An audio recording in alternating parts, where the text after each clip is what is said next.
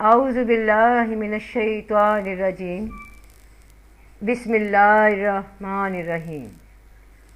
अस्सलामु अलैकुम वरहमतुल्लाहि वबरकातुहू।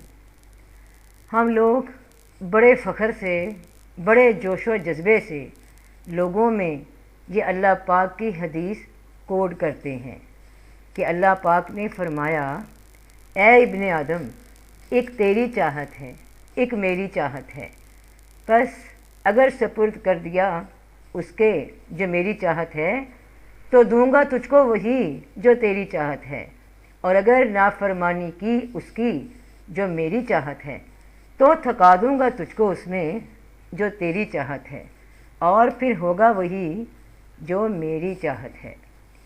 बहुत यकीन से हम ये अल्लाह पाक का फरमान लोगों को बताते हैं, मगर जब ज़रा सा अपनी जान पे कोई वक़्त पड़ जाए तो वो जोश, वो यकीन, वो एतमाद झाग की तरह बैठ जाता है। अपनी कोई की हुई मेहनत अगर रंग ना लाए, अपना कोई ख्वाब या मकसद पूरा ना हो, कोई ख्वाहिश अधूरी रह जाए, तो फिर इन हदीसों पे वो एतमाद क्यों नहीं रहता? क्या हमारे ईमान कमज़ोर हैं? क्या अल्लाह पाक हमें तकलीफ़ पहुंचा कर या कोई ख्वाहिश पूरी ना करके आज़मा नहीं लेता कि हमारे कौलो फ़ेल में कितना फ़र्क है? कहते हम कुछ हैं मगर करते कुछ हैं।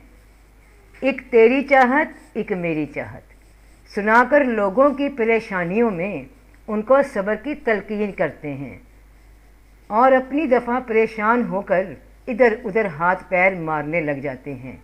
कहते हैं कि कोई रुकावट आ गई है, किसी ने कोई बंदिश कर दी है हमारे काम में, किसी ने जादू कर दिया है, हम तो ठीक सिमत में जा रहे थे, फिर ये काम क्यों नहीं हुआ?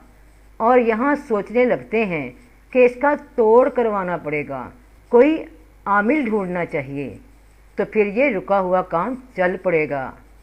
यहाँ एक बार भी नहीं सोच आती कि हर काम अल्लाह पाक के हुक्म से होता है। ये सारा निज़ाम कायनात तो क्या, इसमें गिरने वाला एक पत्ता परवरदिगार के हुक्म से गिरता है।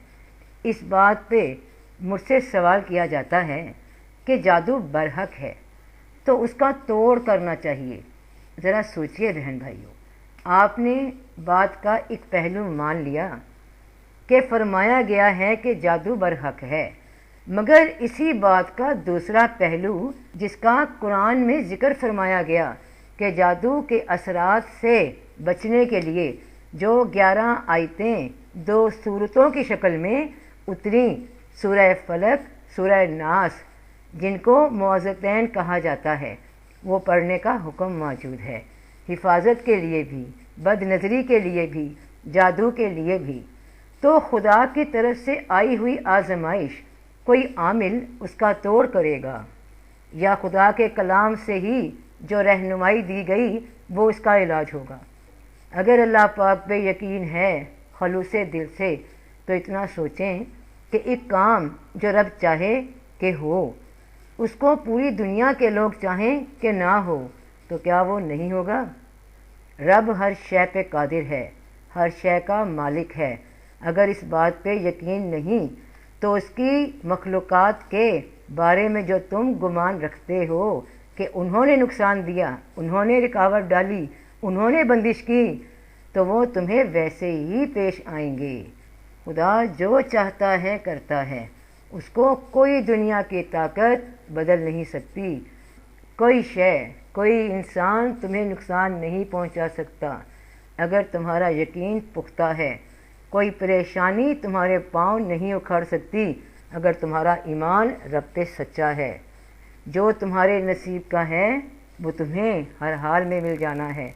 तुम उसके लिए मेहनत करो ख्वाह ना करो, और जो नसीब में नहीं तो मेहनतों के नतीजे बेअसर हो जाते हैं।